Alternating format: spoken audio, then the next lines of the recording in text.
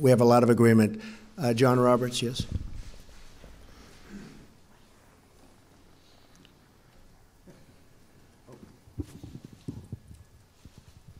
Mr. President, thank you so much. President Niinistö, I have a question for you as well, but if I could start with President Trump. In the middle of Hurricane Harvey hitting on Friday night, you chose to pardon former Sheriff Joe Arpaio. I wonder if you could tell us what was behind your thinking for issuing a pardon for the sheriff, and as well, what do you say to your critics, even some in your own party, who say it was the wrong thing to do? Well, a lot of people think it was the right thing to do, John. And actually, in the middle of a hurricane, even though it was a Friday evening, I assumed the ratings would be far higher than they would be normally. You know, the hurricane was just starting. And I put it out that I had pardoned, as we say, Sheriff Joe. He's done a great job for the people of Arizona. He's very strong on borders, very strong on illegal immigration. He is loved in Arizona. I thought he was treated unbelievably unfairly when they came down with their big decision to go get him right before the election voting started, as you know, and he lost in a fairly close election. He would have won the election, but they just hammered him just before the election. I thought that was a very, very unfair thing to do. When I mentioned him the other night, you saw the massive crowd we had. The people went crazy when I said, what do you think of Sheriff Joe, or something to that effect. The place went absolutely crazy when I was in Arizona last week. And as far as pardons are concerned, I actually did this just before the meeting because I assumed that somebody would ask me the question. I didn't know it would be you, as you can attest. You didn't even know you were going to be called. But I thought I would. And, you know, Sheriff Joe is a great veteran of the military, great law enforcement person, somebody that's won many, many elections in the state of Arizona.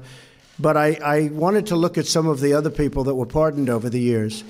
And if you look at, as an example, President Clinton pardoned Mark Rich, who was charged with crimes going back decades, including illegally buying oil from Iran while it held 53 American hostages, wasn't allowed to do that, selling to the enemies of the United States. He was pardoned after his wife donated hundreds of thousands of dollars to the Clintons. Then you have dangerous criminals. President Clinton pardoned Susan Rosenberg, a member of the Weathered Underground, charged as part of a bank robbery that led to a guard and 2 police officers being killed.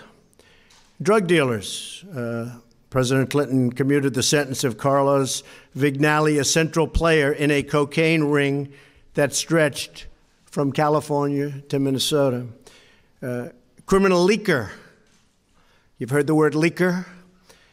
President Obama commuted the sentence of Chelsea Manning, who leaked countless sensitive and classified documents to WikiLeaks, perhaps and others, but horrible, horrible thing that he did, commuted the sentence, and perhaps pardoned. President Obama commuted the sentence of Oscar Lopez Rivera, who was charged as part of a violent independence group from Puerto Rico responsible for 28 Chicago area bombings and many deaths in the 1970s and 1980s.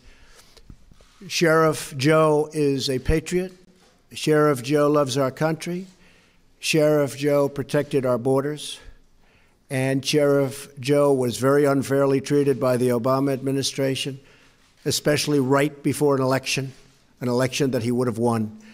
So, and he was elected many times. So I stand by my pardon of Sheriff Joe, and I think the people of Arizona who really know him best would agree with me. Thank you very much. Mr. President, I'd like to claim prescience that you did all the research, but I'm afraid I have to confess the question was fairly obvious. And President Niinistö, I'm sure the